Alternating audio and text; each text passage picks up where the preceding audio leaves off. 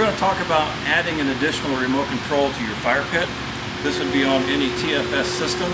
The TFS system has the capabilities of using at least 3 remote controls at one time if you like to do so. So what we're going to do is we're going to show you how to program just one at this point in time, and then you can do other laters if you'd like to.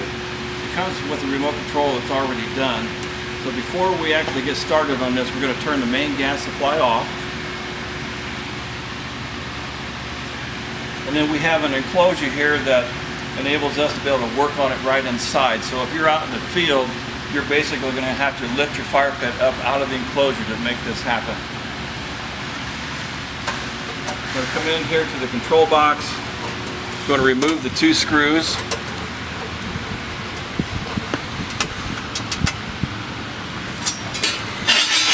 Drop this down and get a small, narrow, skinny screwdriver. If you look back here in the back where the control module is, you're going to see a 4-pin connector, and then just about a 1/2 inch above that is a small little button that you just push with your screwdriver.